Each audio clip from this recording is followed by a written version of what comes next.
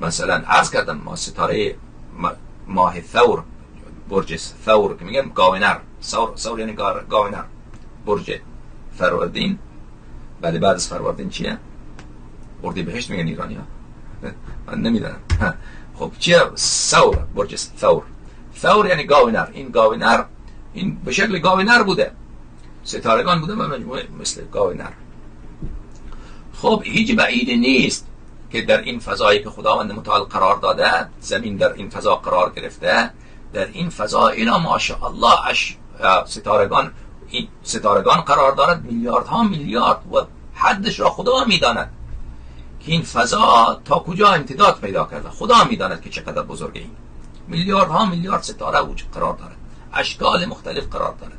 غیر ستارگان بینندگان محترم، اشیاء بدون نور ولی اجسامی